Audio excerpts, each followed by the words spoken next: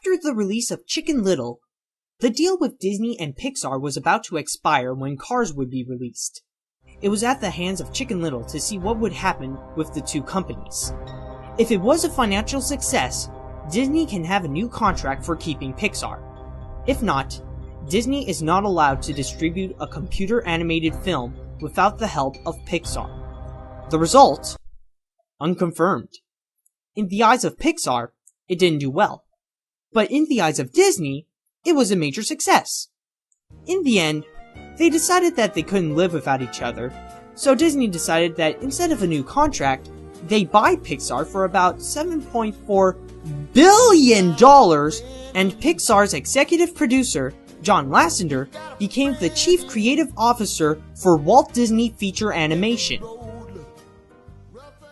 In 2007, Disney had released Meet the Robinsons, based on the book A Day with Wilbur Robinson by William Joyce. It's about an orphan/inventor named Lewis who got brought into the future by a kid named Wilbur. Lewis would then meet Wilbur's family, which is a cast of really weird characters. But a guy in a bowler hat, literally named Bowler Hat Guy, and his mechanical hat named Doris, wants to have one of Lewis's inventions so he could be a renowned inventor. When the Disney-Pixar fusion was made, they changed the company's name from Walt Disney Feature Animation to Walt Disney Animation Studios. When John Lasseter saw an early screening for the movie, he told the director Stephen Anderson to go make some changes and that the villain wasn't evil enough. And boy did Stephen change some things. 10 months later, he changed about 60% of the entire script, including improving Bowler Hat Guy and adding him a buddy, changing the ending, and giving the movie a dinosaur chase scene. It does make sense since the plot includes a time machine. Speaking of Bowler Hat Guy, he was supposed to be voiced by Jim Carrey, but he had a choice of either doing that or star in the film The Number 23. I think we all know the answer by now. At the end of the film, they show a quotation from Walt Disney saying, "Around here, however, we don't look backwards for very long. We keep moving forward, opening up new doors and doing new things, because we're curious, and curiosity keeps leading us down new paths." The three words that Walt said, "keep moving forward," would be the quote that the Robinson family would keep on constantly saying during the movie. When it was released, it was also in both regular and RealD 3D, so both versions had different shorts before the film would begin. The regular one had boat buddies with Mickey, Goofy, and Donald, while the 3D version had Working for Peanuts with Donald, Chip, and Dale that was also in 3D. That 3D short was also shown in an old Disney attraction called Magic Journeys. As for the critics and box office, they did better than what they earned on Chicken Little with the critics, but for the box office, they did so-so. They earned almost $170 million worldwide. A year later, they released Bolt, the story of a dog, which is the star of an action TV show, who thinks that what happens on set was real. In one episode, his owner Penny got taken by the villain of the show.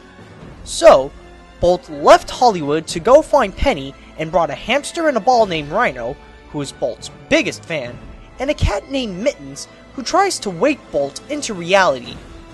Originally, it was called American Dog, and it was written and directed by Chris Sanders, who also did Lilo and Stitch. The story for that was a little bit far from Bolt's. It was about a TV star dog named Henry who also thinks that everything on set was real, but he got lost in a Nevada desert. Along with Henry were a one-eyed cat and a radioactive bunny.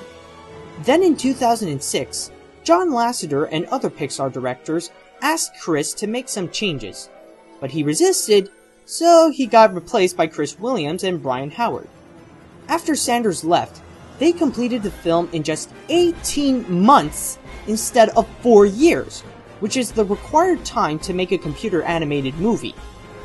For the design of Rhino, it was based on Lasseter's pet chinchilla that he brought to the studio. Chloe Moretz, who voiced Penny when she was really little, was supposed to be Penny for the entire movie. Heck, she voiced the entire film until Miley Cyrus came. Alright, one word of advice, Disney. Don't ever try to cast someone from Disney Channel in your films. Ever again! Also, the show in the film is scarily similar to Inspector Gadget. Think about it. If you remove Gadget, you get a girl named Penny who is with a smart dog whose name starts with the letter B and can only talk to Penny. The supervillain is with a cat, and it usually ends up saving the day. Also, the story kinda reminds me of The Truman Show with Jim Carrey, but that's just me. When it was released on November 21st, 2008, the critics actually loved the film, so much so that it even got nominated for Best Animated Feature, but lost to WALL-E. This is something they haven't got since Brother Bear.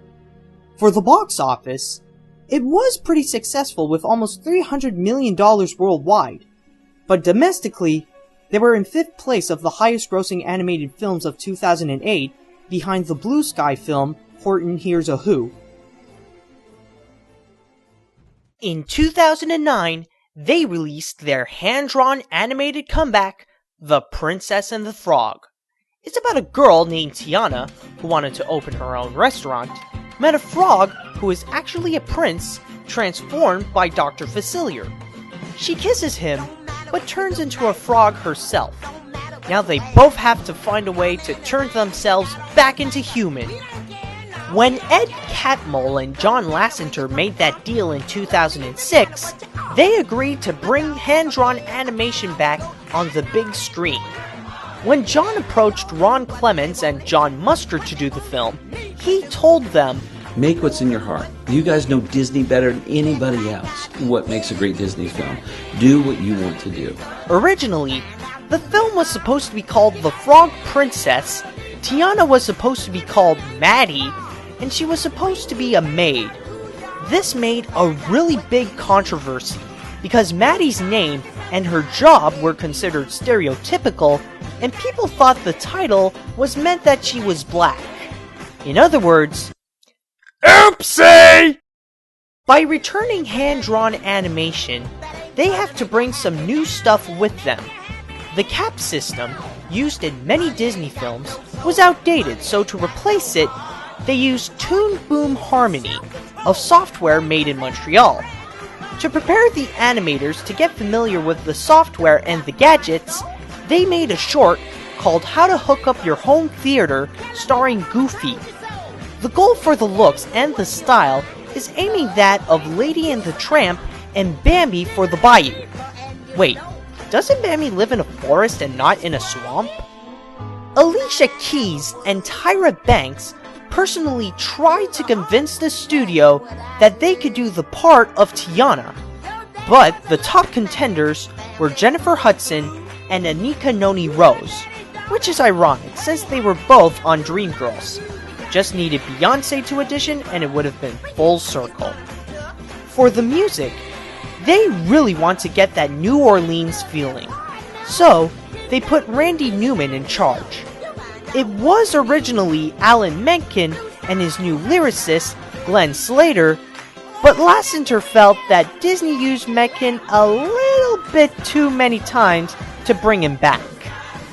When it was released, the critics really enjoyed it. People like Roger Ebert, the LA Times, and Entertainment Weekly gave it around 80% or 4 out of 5 stars or however they rated these days. Oh, actually, even I reviewed it. Go check it out. The link's on the side. As for the box office, well, it's pretty hard to determine because as I'm recording this, the movie is still in theaters and it now has around $150 million worldwide. And it didn't open yet in some parts of Asia, and I don't think they went through half of Europe yet.